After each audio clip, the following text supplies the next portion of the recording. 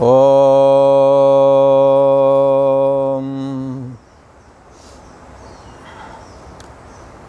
श्री योग वासिष्ठ के स्थिति प्रकरण में श्री वशिष्ठ जी महाराज से श्री राम प्रभु पूछते हैं।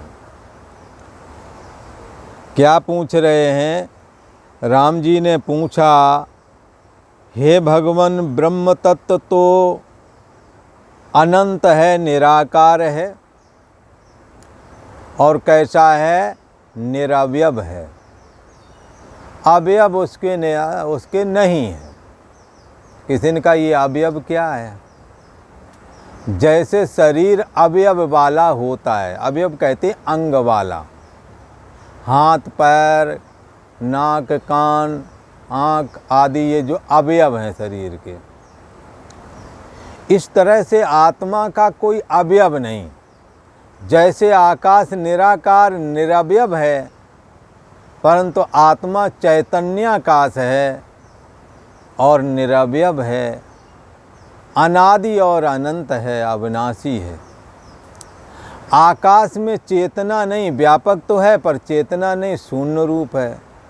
आत्मा शून्य रूप नहीं, चेतन रूप है। और आकाश का नाश हो जाता है महाप्रलय में, ऐसा अपने उपनिषद आदि ग्रंथों में आता है। परंतु ये अनादि और अनंत चैतन्य वाला आकाश, जिसको आत्मा कहते हैं, जो सभी की बुद्धि का आश्रय और प्रकाशक है, साक्षी है, क्योंकि सब जगह है, इसीलिए तो है सबका साक्षी। जैसे आकाश, चाहे यहाँ का घड़ा हो, चाहे फिर वो अमेरिका में, रूस, ब्रिटेन, कहीं पर भी हो, सब में आकाश यही वाला मिलेगा। किसी का यहाँ से वहाँ तक आकाश कैसे पहुँचा होगा? अरे पहुँचा होगा नहीं, वो पहले ही से है हर जगह। ऐसे ही हमारे शरीर का साक्षी बुद्धि, देश का साक्षी ब्रह्म है, आत्मा है। आपके भी रूस अमेरिका, ऊपर स्वर्ग नरक ब्रह्मलोक पर्यंत, यहाँ नीचे पाताल में, हर जगह वो सबकी बुद्धि का आश्रय प्रकाशक है। बुद्धि रूपी घड़े में चैतन्य आकाश, बुद्धि रूपी गुफा में ये चैतन्य आकाश सबके अंदर समाया हुआ है। किसी का इतना कहाँ, सब जगह तो जैसे आकाश हर जगह है, घड़े में आकाश हर जगह तब पहुँचता जब हर जगह है, ऐसे ही चैतन्य आकाश रूप जो आत्मा है वो हर जगह मौजूद है। इसलिए हर एक की बुद्धि का आश्रय और प्रकाशक, बुद्धि का साक्षी चैतन्य आत्मा है। कैसा है ये? श्री राम जी कहते हैं अपने गुरु वशिष्ठ जी महाराज से कि हे भगवान, ये आत्मा अनंत और निराकार है, निरवयव है। निरवयव मतलब है अंग आदि जैसे हमारे शरीर में है, ऐसे नहीं है। इसके निरवयव कहलाता है। उसका एक अंश स्थान कैसे हुआ? उसका एक अंश स्थान कैसे हुआ?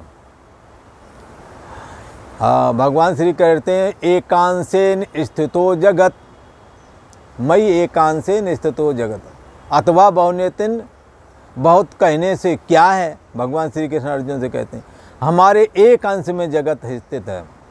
भगवान श्री कृष्ण कौन है? चैतन्य ब्रह्म सत्ता ही श्री कृष्ण विग्रह होकर के बोल रहा है, श्री कृष्ण का रूप धारण करके बोल रहा है। ये भगवान श्री कृष्ण साक्षात परम ब्रह्म है। तो वो कहते हैं मैं एक अंश से स्थित हूँ। अब यहाँ क्या कहते हैं कि ये जो है अनादि और अनंत निराकार निरवयव जो ब्रह्म है, उसका एक अंश स्थान कैसे कहिए? उसका एक अंश कैसे कहोगे? जैसे आकाश को कहो एक अंश, अंशी भाव, आकाश को कैसे बांटोगे बताओ? आकाश तो हर जगह है, उसको बांटना, उसको नहीं आप बांट सकते। बांटा तो उस वस्तु को जाता है। जैसे ये है, अब इसको खोल दिया, दो भागों में हो गया, ठीक है, इसको अलग कर दें, दो भाग हो गए। आकाश को ऐसा अलग करके दिखाओ, नहीं हो सकता। फिर भी आकाश में घटाकाश बन तो गया है। आकाश बगैर बटे बट जाता है, बगैर बटे हुए बटने का भ्रम होता है, इसलिए कहते हैं घड़ाकाश। महाकाश में घड़ाकाश कहाँ से आ गया भाई? घड़े की खाली जगह को घटाकाश कहते हैं। और सारी दुनिया जिसमें रहती है वो महाकाश है। सूर्य चंद्रमा आदि भी जिसमें रहते हैं, सारा भूमंडल जिसमें रहता है, जिसमें आकाश वायु तेज जल पृथ्वी, हाँ, ये सारा कुछ आकाश के अंदर है। पांच भौतिक जगत, उस आकाश में आप कैसे उसका बंटवारा करोगे? कोई अवयव वाला तो है नहीं कि बीच से काट दो। तो जब आकाश का अंश नहीं बनाया जा सकता है, जैसे तो आत्मा का अंश कैसे बना सकते? फिर आकाश का अंश तो बनाया, घड़े का आकाश, हाल का आकाश, कमरे का आकाश। घड़े को तो वो उन्होंने आकाश का विभाजन तो कर लिया, तो कहें विभाजन नहीं कर लिया, तुमने अपने दिमाग का विभाजन कर लिया, अपनी मान्यता का विभाजन कर लिया है। आकाश का विभाजन नहीं हुआ। यदि मकान का आकाश लगता है तो मकान तोड़ो, महाकाश निकलेगा। वही वाला आकाश निकलेगा जिसमें सूर्य चंद्रमा और पृथ्वी भी रहती है। तो फिर अंश और अंशी, जैसे घड़ा का आकाश अंश है, और जो महाकाश जिसमें सूर्य चंद्रमा पृथ्वी आदि भी रहते हैं, ये अंशी है। अंश और अंशी का भेद आत्मा में नहीं है। फिर भी अंश अंशी का भाव क्यों कहते हो? कैसे कहा जा रहा है? राम जी मानो ये पूछ रहे हैं। क्या पूछ रहे हैं? जैसे कहा रामायण में आता ना, ईश्वर अंश जीव अविनाशी सतचेतन, हाँ, घनानंद राशि, चेतन अमल सहज सुख राशि। तो कैसा है ये जीव? और उसका अंश है ईश्वर। ईश्वर ब्रह्म का अंश है ये। अच्छा, तो ये अंश कैसे बन गया? जब आकाश का अंश नहीं हो सकता है, जड़ आकाश का, तो ब्रह्म में अंश कैसे हो गया है? अंश अंशी का भाव। मानो भगवान श्री कृष्ण जी, वो भगवान राम जी श्री वशिष्ठ जी महाराज से ये पूछ रहे हैं कि अंश कैसे बन गया आत्मा में, अंश अंशी भाव। यहाँ कह रहे हैं उसका एक अंश स्थान कैसे हुआ? ईश्वर अंश जीव अविनाशी। भगवान श्री कृष्ण अपने गीता में कहते हैं, मैं एकांशे निस्थितो जगत, मेरे एक अंश में जगत स्थित है। जब चैतन्य सत्ता अनादि और अनंत है, उसमें अंश कहाँ से आ गया? तो ये अंश कहाँ से आ गया है? तो अंश आपकी बुद्धि में एक भ्रामक विचार है। बस इस भ्रामक विचार को मिटा करके अंश जो तुम्हें अपना लग रहा कि ये मैं अंश हूँ, ब्रह्म का अंश मैं हूँ, जीव हूँ मैं, ब्रह्म का, भगवान का अंश हूँ, ईश्वर का अंश हूँ, इस भ्रम को तोड़ना है। ये मन ही तो जीव है, ये ही ब्रह्म का अंश माना गया है। तो ब्रह्म का अंश नहीं, जो अंश में है वही अंशी में है। जो छोटी बूंद में H2O मात्र होता है वही महासमुद्र में H2O मात्र होता है। पानी की मात्रा, पानी की क्वालिटी जो बूंद में है वही समुद्र में है। और वो बूंद अगर समुद्र में डाल दो तो मिल जाएगी, लीन हो जाएगी। यही बूंद सिंधु बन गई, बूंद सिंधु रूप हो गया। बूंद समानो सिंधु में, ये बूंद सिंधु में समा गया और जीव ब्रह्म में समा जाए, मुक्ति हो जाए, जैसे बूंद समुद्र में समा जाता है। अंश अंशी भाव हमारे दिमाग की उपज है, न कि अंश अंशी भाव बन गया है। जैसे घड़ा बनाने के बाद कहते हैं घटाकाश, घड़े का आकाश। ये कहते ही बार हैं, घड़े का आकाश कुछ बना नहीं है, आकाश पहले ही था। घड़े की गोल कम्बु ग्रीवाकार जो आकार है, उस आकार की वजह से ऐसा लगता है ये आकाश घड़े के अंदर वाली खाली जगह ये अलग है। अलग नहीं, वही वाली है जिसमें सारी दुनिया रहती है। ऐसे ही जीव ब्रह्मैव, ये जीव ब्रह्म ही है। ब्रह्म से उत्पन्न होने वाला ये मन रूप जीवात्मा, या मन कहो जीवात्मा कहो एक ही बात है। जहाँ मन है वहीं सोने जागने वाली चेतना भी है। इसलिए कहीं सोने जागने वाली चेतना को जीव कह देते हैं, कहीं मन को जीव कह देते हैं, कहीं अहम अस्मि को जीव कह देते हैं, कहीं पुरुषका को जीव कह देते हैं। शब्दों के फेर में नहीं पड़ना, थोड़ा थोड़ा अंतर करके जीव को ही अनेक प्रकार से कहा जाता है। जैसे कभी तुम्हारे को कुछ बोल देते हैं काम से, अगर किसी मैकेनिक को तो कहेंगे मिस्त्री, हाँ सिलाई कर रहे तो टेलर। तो एक ही आदमी का पढ़ा रहे हो बच्चों को तो कहेंगे मास्टर। हाँ तो कई बार गाड़ी चला रहे तो ड्राइवर। काम करने से नाम बदल जाता है। ऐसे ही इस जीवात्मा का भी जब पुरुषका कहते हैं तो शब्द स्पर्श रूप रस गंध, ये 5 विषय और मन बुद्धि अहंकार, ये 8 चीज़ों को पुरुषका कहते हैं। 8 चीज़ें ही जीव कही जाती हैं। जिसके अंदर विषयों के संस्कार हैं, मन बुद्धि के संस्कार हैं, ऐसा मन ही है, उस मन को ही जीव कहते हैं।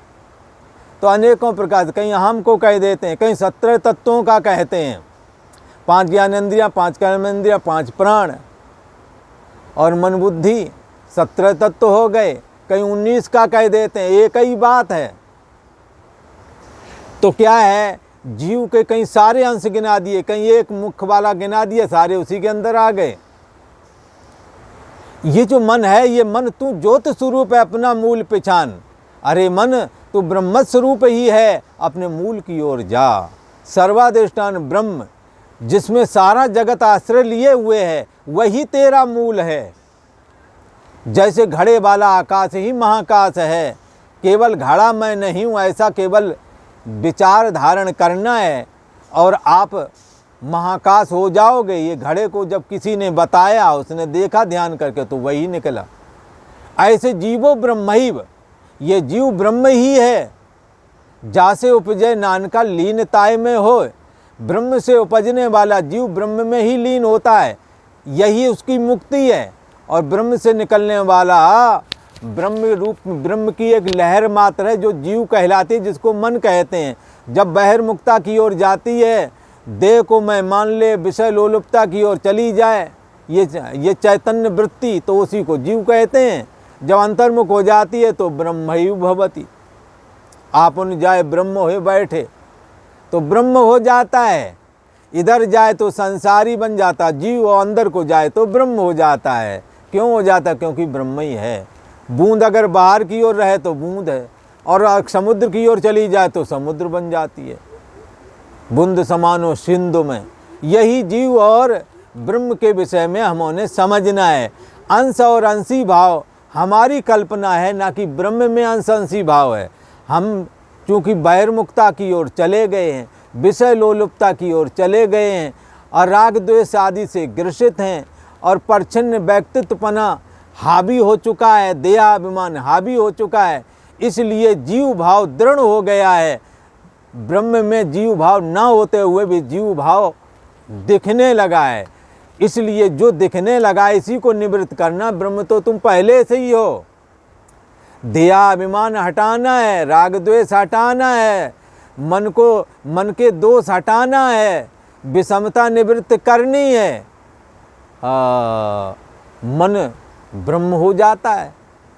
आत्मसंस्थम मना कृत्वा, यही मन जीवात्मा का आत्मा में स्थापन करना है, न किंचिदप चिंतय, और कोई चिंतन नहीं करना है।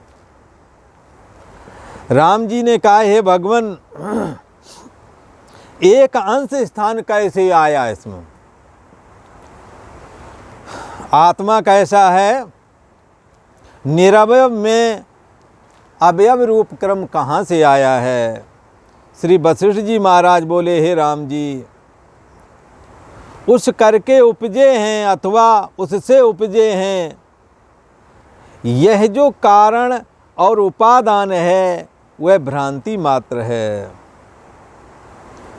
यह शास्त्र रचना व्यवहार के निमित्त कही है, परमार्थ में कुछ नहीं। अवयव से जो देश आदि की कल्पना है वह क्रम से नहीं उपजी।